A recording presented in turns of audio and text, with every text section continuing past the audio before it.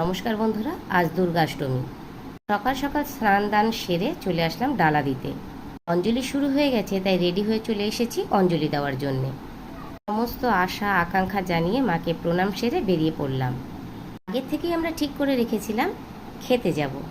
এই সবাই মিলে রেডি হয়ে বেরিয়ে পড়লাম। আগে আগে চলেছে আমার হাজব্যান্ড, মেয়ে।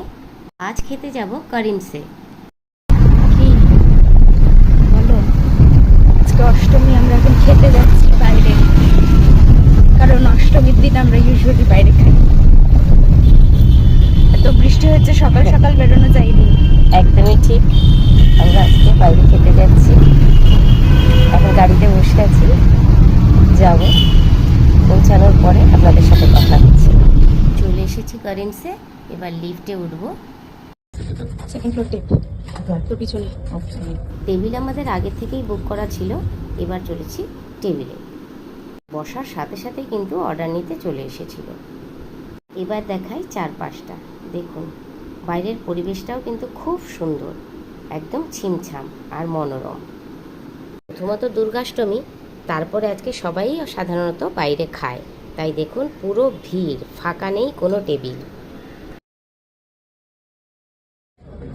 কোথায় এসছো?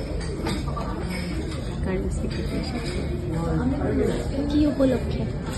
অষ্টমী পূজা উপলক্ষে।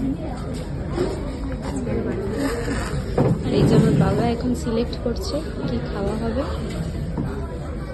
এটা হচ্ছে পুজো স্পেশাল মেনু, সেখান থেকে আমার বাবা সিলেক্ট করছে কি খাওয়া হবে। তুই কি করছিস?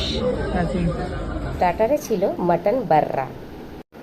এই মাটনটাকে সাধারণত 24 ঘন্টা ম্যারিনেট করে রাখা হয়, তারপরে ভাট্টিতে তন্দুর করা হয়। প্রথমে একটু বার্রার সাথে গ্রিন চাটনি, তারপরে স্যালাড, তার মধ্যে দিয়ে দিলাম অল্প একটু লেবুর রস। এবার ফার্স্ট বাইটটা খেলাম, যা দারুণ খেতে, একদম অসাধারণ। মেন কোর্সে ছিল নান আর কড়াই চিকেন।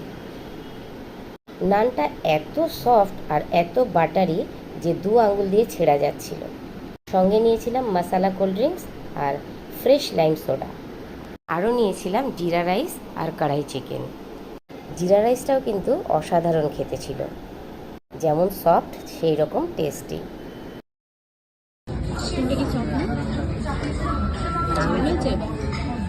একটু ঝাল, কিন্তু রাইসের সঙ্গে রান্না শেষ পাতে ছিল ডেজার্ট, হট গোলাপ জামুন উইথ ভ্যানিলা আইসক্রিম। তারই পাশাপাশি ছিল শাহি রাবড়ি। এটাও অসাধারণ খেতে ছিল। খাওয়া দাওয়া শেষ করে